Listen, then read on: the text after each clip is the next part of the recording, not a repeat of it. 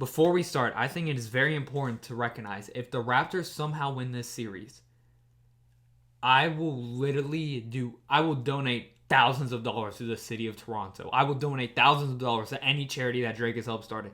Oh my God, please, for the love of God, please, any way possible, Kawhi, I need you to drop 40 a game, bro. Please! Start the video. No beer up here, dude. Damn what we got going on. We have our NBA Finals 2019 preview between the Toronto Raptors and the Golden State Warriors, y'all. I am so excited for this. Partially. Part of me still thinks every single night that this is the first NBA Finals that I'll be watching in my lifetime, meaning watching all the games without LeBron James.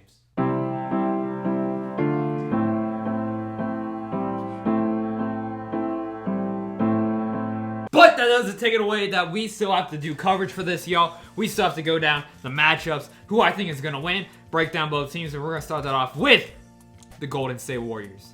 So going into the NBA Finals, the Golden State Warriors just swept the Portland Trail Blazers in the Western Conference Finals. That series, Steph Curry played absolutely amazing, dropping 37 points per game along with 8 assists and 7 rebounds. Shot 47% from the field, 43% from 3, and 94% from the free throw line. He scored the most points in a 4-game sweep in a series than any other player in league history, y'all.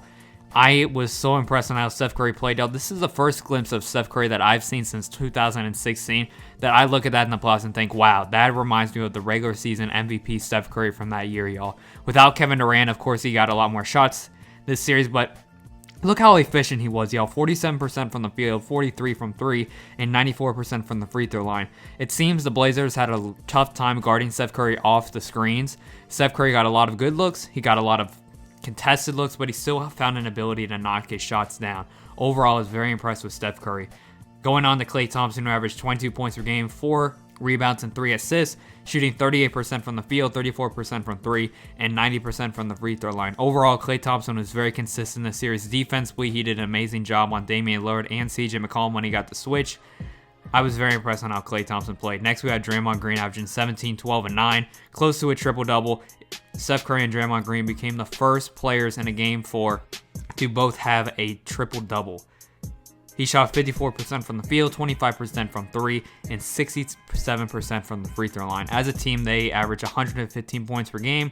They allowed the Blazers 105 points per game. Overall in the playoffs, the Golden State Warriors are 12-4 and have a 5-0 record since Kevin Durant has been out. And that does not include Game 5 against the Houston Rockets when Kevin Durant left sometime around in the third quarter. Now on to the Toronto Raptors. The Toronto Raptors beat the Milwaukee Bucks 4-2 in the Eastern Conference Finals. Kawhi finished with 30 points per game along with 10 rebounds and 4 assists.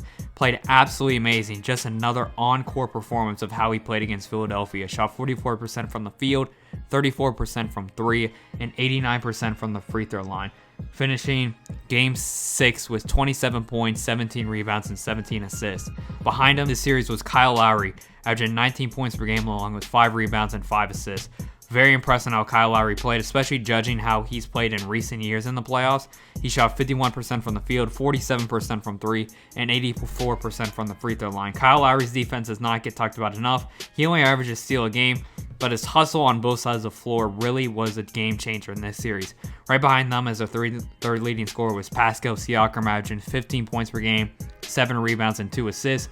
Shot 40% from the field, 25% from 3, and 67% from the free throw line. Despite Pascal Siakam having his troubles from the three-point line, especially in the corner, he found his way in scoring, and I was very impressed on how he played in Game 7. Scoring 18 points. As a team, they averaged 108 points per game and only allowed the Milwaukee Bucks to average 107. So it was a very tight series, y'all. But I was so impressed, especially towards the end of that Game 6, on how their team all came together and all contributed. You saw players like Fred VanVleet scoring 14 points per game in Game 6, or 14 points in Game 6. Those last 4 games in that series, y'all, he averaged 16. You look at players like Marcus Gasol, who only had 6 points due to the fact he was in foul trouble in Game 7, but as the series went on, y'all, he went on to average 9 points a game and 7 rebounds. He made a lot of key plays, though, and with the ball around for them. Serge Ibaka coming up big, especially in Game 5, scoring 16 points. I was very impressed on how that team all came together. And as a total, they are going into the NBA Finals with a record of 12-7. These teams played twice in the regular season. Both were very early in the year. One game was, of course, November 29th, in which the Toronto Raptors won by 3. And then on December 12th, the Toronto Raptors won that game, 113-93. So there is not a lot to really go off from both of these games, y'all. Granted, Kawhi did not play in that second game, y'all. So it's kind of hard to go off of just that game alone. But you can't really judge too much from the season preview of those two teams facing. So if I had to make a prediction, guys, I really do see the Raptors struggling to defend home court, winning both of those home games in games 1 and 2. I expect both teams to split those two.